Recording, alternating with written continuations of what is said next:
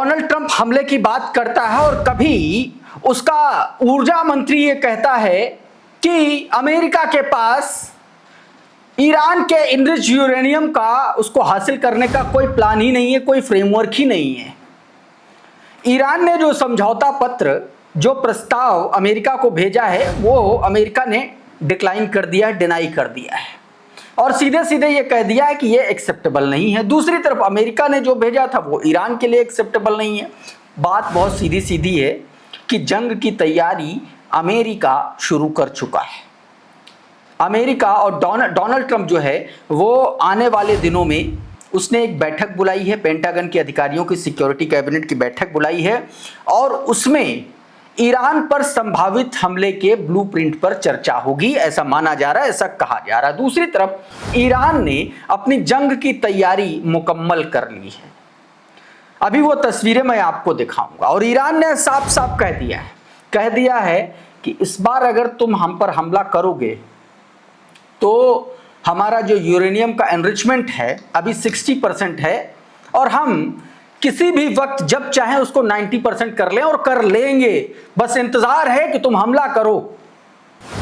और इसका मतलब यह है कि हम परमाणु हथियार बनाने जा रहे हैं, यह भी इसका मतलब है। तो इस पूरे वीडियो में आज इसी के इर्द गिर्द आपको जानकारी देने वाला हूं। लेबनान में क्या कुछ हुआ है, हिजबुल्लाह के खिलाफ इजराइल किस तरीके से नए प्लान के साथ वापस आया है, उसके बारे में भी आपको बताऊंगा। लेकिन सबसे पहले जरा इस खबर को देखिए। ये बयान ईरानी पार्लियामेंट के स्पीकर इब्राहिम रेजाई का है, माफ कीजिएगा, ईरानी पार्लियामेंट के जो प्रवक्ता हैं, ईरानी पार्लियामेंट के प्रवक्ता का ये बयान, जिसमें कहा गया है कि अगर ईरान पर दोबारा हमला होता है तो हम 90% यूरेनियम एनरिचमेंट शुरू कर देंगे। मतलब परमाणु हथियार बनाने की दिशा में हम आगे कदम बढ़ा देंगे।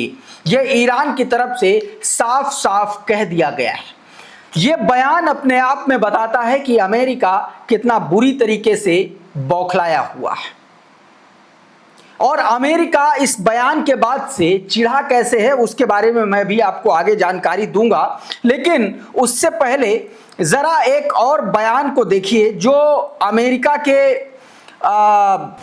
जो सेक्रेटरी हैं उनकी तरफ से ये बयान आया है और ये अपने आप में बहुत सारी बातें कह रहा है। ये देखिए जरा, कहा गया कि अमेरिका के पास ईरान से एनरिच्ड यूरेनियम हटाने की कोई योजना नहीं है। क्रिस राइट, अमेरिकी ऊर्जा सचिव, उनका यह बयान है।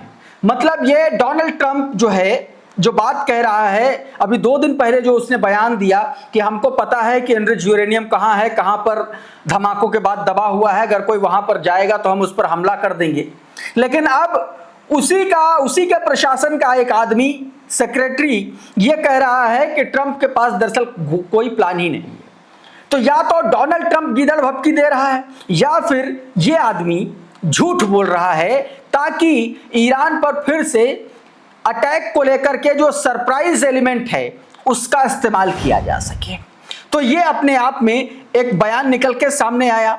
उधर अमेरिका से एक और बड़ी खबर है कि जो ट्रंप है उसने सिक्योरिटी कैबिनेट की बैठक बुलाई। एक्सियोस के हवाले से एक खबर, ये एक वीडियो उसने जारी किया है। ये मतलब जब हमले चल रहे थे, ईरान लगातार जो हमले कर रहा था अमेरिकी ठिकानों पर, ये उससे जुड़ा हुआ वीडियो जारी किया और उसने एक ट्वीट किया है। ये ट्वीट एक्सियोस के हवाले से बताया गया जिसमें यह कहा गया कि डोनाल्ड ट्रंप कुछ दिनों में, आने वाले दिनों में सिक्योरिटी कैबिनेट के साथ मीटिंग कर सकता है, क्योंकि ये कह दिया है उसने कि सीज फायर जो है वो लाइफ सपोर्ट पर है, वेंटिलेटर पर है, यानी कि सीज फायर किसी भी वक्त टूट सकता है, हमले कभी भी शुरू हो सकते हैं। इसमें कहा जा रहा है कि ये 2 ऑप्शन पर चर्चा करेगा। एक तो जो प्रोजेक्ट फ्रीडम, इसका 24 घंटे भी ढंग से नहीं चल पाया था, ये उसको दोबारा शुरू करेगा क्योंकि यूएई सरेंडर कर चुका है, यूएई के साथ इसने कांड किया है। मैंने आपको इससे पहले के वीडियो में बताया था, आप देखिएगा जाकर के।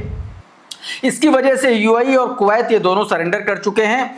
तो एक तो प्रोजेक्ट फ्रीडम की बात, और दूसरी कहा यह जा रहा है कि जो जंग में जो ईरान पर जो हमले करने से जो इलाके ईरान के बच गए थे, जिन पर हमला नहीं कर पाया था, उस पर अमेरिका और इजराइल हमला करें। बताया जा रहा है कि 25% वो टारगेट जो अभी अचीव नहीं कर पाए हैं अमेरिका और इजराइल, उन पर हमला करें। तो सवाल ये है कि ये हमला करेंगे कैसे, क्योंकि इन्हीं तमाम सारी धमकियों के बीच ईरान ने अपनी जंग की तैयारियों को शुरू कर दिया है। जरा इस वीडियो को देखिए। ये ईरान ने सीधे तौर पर अपने IRGC के जवानों, IRGC की एलीट फोर्स के जरिए किसी भी तरीके की घुसपैठ को नाकाम करने की तैयारी शुरू कर दी है। कभी बाइक से रॉकेट दागा गया है, तो कभी 4 व्हीलर के ऊपर से रॉकेट दागा जा रहा है, LMG से फायरिंग की जा रही है, तो कभी रेगिस्तान में छुपकर इस तरीके से दुश्मन को सरप्राइज किया जा रहा है। इसी बीच देखिए किस तरीके से अमेरिका के ब्लैक हॉक हेलीकॉप्टर को एक तरीके से उसका एक तरीके से सिंबॉलिक बना करके उस पर अटैक किया गया। और यह सीधे तौर पर बताता है कि पूरी तैयारी के साथ ईरान यहां पर मौजूद है और वो सिर्फ इंतजार कर रहा है तो तुम कब हमले करो, कब हम जो है तुमको मजा चखाएं। ईरान ऑब्जर्वर का ये ट्वीट बताया गया, the IRGC says it has conducted anti-helicopter drill. FPV drone have been seen being used against mock-ups of US Special Force Black Hawk helicopter. बताया गया कि अमेरिका के जो स्पेशल फोर्स का जो बेड़े का जो हेलीकॉप्टर है ब्लैक हॉक, उस पर हमला किया गया FPV ड्रोन के जरिए। एक और वीडियो देखिए, इसमें और भी बाकी तैयारियों के बारे में बताया जा रहा है। देखिए जरा, ये वीडियो दरअसल ईरान की संभावित जंग की तैयारियों के बारे में बताता है।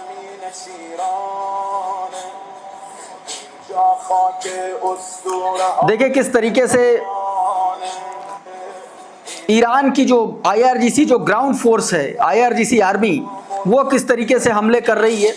अच्छा, ये तैयारी इसलिए भी दिखाई जा रही है क्योंकि आप देखिए कि जो शुरुआत से बात कही जा रही, जब से सीज फायर हुआ, और सीज फायर के बल्कि पहले से ही ग्राउंड ऑपरेशन की बात कही जा रही थी। एक बार ईरान ने नाकाम किया, KC-135 को गिराया, उसके F-18 को गिराया, तो कई सारे इस तरीके से फाइटर जेट्स को गिराया उसने।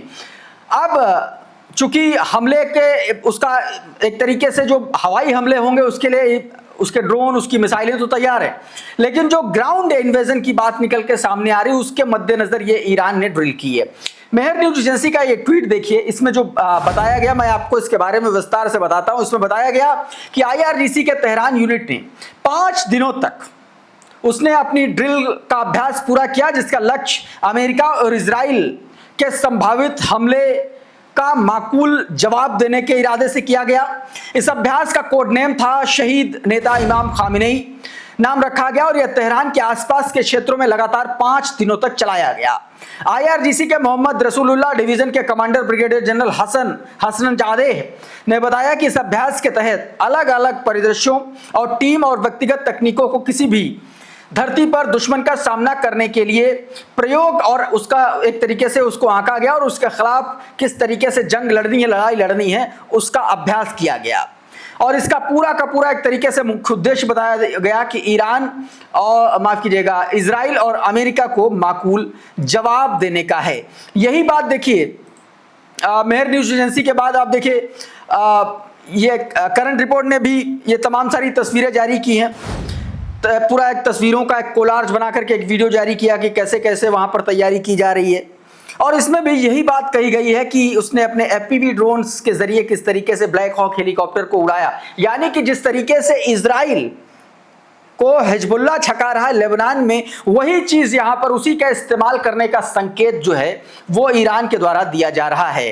रेयान रोजबियानी लिख रहे हैं कि Iran is getting ready for round 2। बहुत बड़ी बात कही जा रही है कि ईरान जो है दूसरे दौर की जंग के लिए तैयार हो रहा है। ईरान से light IRGC unit drills for US ground invasion scenario. बताया गया कि अमेरिका और इजराइल के ग्राउंड इन्वेजन के मद्देनजर, संभावित ग्राउंड इन्वेजन के मद्देनजर ये जो है IRGC की इलाइट यूनिट ने ड्रिल किया है। आप देखिए कि इसी तरीके की मॉक ड्रिल जब 28 फरवरी को हमला हुआ और उस हमले के ठीक कुछ दिन पहले ईरान ने अपनी मिसाइलों, अपने ड्रोन के जरिए ईरान के अलग अलग राज्यों में किया था। आपको उस खबर के बारे में भी मैंने जानकारी दी थी। तो ठीक उसी तरीके से, उसी पैटर्न पर कम से कम 2 महीने के, लगभग 2 महीने के बाद अब दोनों ही मुल्क फिर से उसी जगह पर आकर के मिलते हुए दिखलाई पड़ रहे हैं, और ऑप्शन आखिरी लड़ाई, क्योंकि बातचीत से बात बनती हुई नजर नहीं आ रही है।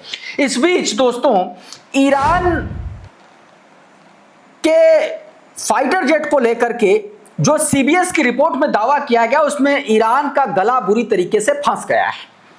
और फंसा कैसे? रिपोर्ट में यह दावा किया गया, जरा ये लिंडसे ग्राहम का ट्वीट देखिए। ये डोनाल्ड ट्रंप के करीबी माने जाते हैं।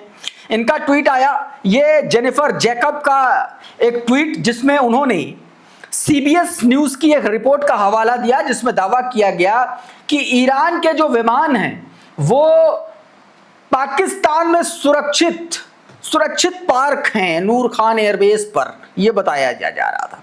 उसी रिपोर्ट को कोट करते हुए लिंडसे ग्राहम ने लिखा था कि अगर यह रिपोर्टिंग सही है तो इस पर जो है गंभीरता से विचार करना चाहिए, और पाकिस्तान की जो मध्यस्थता का जो रोल है उस पर विचार किया जाना चाहिए।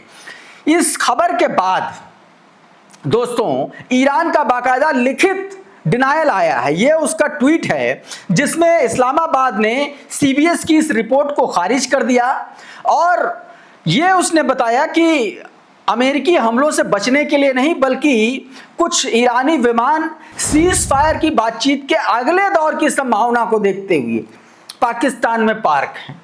यह बहाना दिया गया है सीधे तौर पर। उधर दोस्तों, एक और बड़ी खबर, ईरान की आईआरजीसी नेवी ने एक बयान जारी किया, जिसमें उसने बताया कि आज की तारीख में स्ट्रेट ऑफ हॉर्मुज जंग शुरू होने से पहले की अपेक्षा ईरान के ज्यादा कब्जे में है।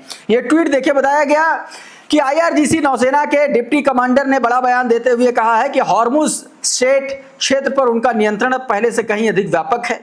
उन्होंने बताया कि पहले हॉर्मुज क्षेत्र को केवल हॉर्मुज और हेंगाम द्वीपों के आसपास तक सीमित इलाका माना जाता था, लेकिन अब नई रणनीतिक योजना के तहत इसका दायरा काफी बढ़ गया है। अब यह क्षेत्र जास्क और सीरी के तटीय इलाकों से लेकर के प्रमुख द्वीपों के से आगे तक फैले एक रणनीतिक जोन के रूप में परिभाषित किया गया है। डिप्टी कमांडर ने कहा कि हम हर गतिविधि और हर मूवमेंट पर कड़ी निगरानी रखे हुए हैं, यानी कि स्ट्रेट ऑफ हॉर्मुज पर कोई भी एक तरीके से ढील देने की तैयारी में या कोशिश में ईरान नजर नहीं आता है। इस बीच अब्बास अरागची गुरुवार और शुक्रवार को 2 दिन के दौरे पर भारत आ रहे हैं। ये ईरानी दूतावास की तरफ से ये जानकारी दी गई। बताया गया कि ब्रिक्स देशों के विदेश मंत्रियों के साथ ये बैठक होनी है, जो सितंबर में संभावित ब्रिक्स देशों की मीटिंग भारत में होनी, जिसकी अध्यक्षता भारत करेगा। उसी की तैयारियों के मद्देनजर ये आ रहे हैं अब्बास अरागची। इनकी मुलाकात जो है तमाम सारे देशों के मंत्रियों से, अधिकारियों से, विदेश मंत्रियों से तो होगी ही, साथ में भारत के साथ इनकी द्विपक्षीय वार्ता भी होगी, यानी कि एस जयशंकर के साथ ये अलग से भी इनकी वार्ता प्रस्तावित है। इस बीच आईआरजीसी नेवी के उस बयान पर, जिस पर स्ट्रेट ऑफ हॉर्मुज पर कब्जे और दायरे को बढ़ाने की बात कही गई, इस पर यूएई के प्रधानमंत्री की तरफ से एक बयान दिया गया, जिसमें कहा गया कि ईरान जो है एक तरीके से स्ट्रेट ऑफ हॉर्मुज को ब्लैकमेल करने के टूल के तौर पर इस्तेमाल कर रहा है। सुलेमान अहमद का यह ट्वीट, बताया गया कि Iran should not use the strait as weapon to pressure और ब्लैकमेल द गल्फ कंट्रीज। बताया गया कि गल्फ कंट्रीज को ब्लैकमेल करने के लिए ईरान को स्ट्रेट ऑफ हॉर्मुज को अपने हथियार के तौर पर इस्तेमाल नहीं करना चाहिए, यह जानकारी दी गई। उधर ईरान ने दोस्तों एक बड़ा घटनाक्रम अंजाम दिया, और यह घटनाक्रम तेहरान के भीतर अंजाम दिया। बताया गया कि मोसाद से और सीआईए से जुड़े हुए 20 लोगों को अलग अलग 5 अलग अलग जगहों से पकड़ा और उनको जो है ढेर कर दिया। ये और उनके पास से जो बरामद हुआ है सामान, ये उसका वीडियो है, आप देखिए जरा। भारी मात्रा में इनके पास से असलहा, गोला बारूद, विस्फोटक बरामद किया गया। 2000 राउंड एम्यूनेशन, 70 किलोग्राम विस्फोटक और 50 फायर आर्म्स इनके साथ बरामद हुए हैं। इन 20 ऑपरेटिव्स को बताया गया कि ईरान ने जो है मौत के घाट उतार दिया है। ये जानकारी निकल के सामने आ रही है। तो साथियों, अभी के इस वीडियो में बहरहाल इतना ही। बहुत बहुत शुक्रिया, बहुत बहुत धन्यवाद। आप जुड़े रहिए आपके अपने चैनल द लाइव टीवी के साथ। नमस्कार। द लाइव टीवी, सच सबसे आगे।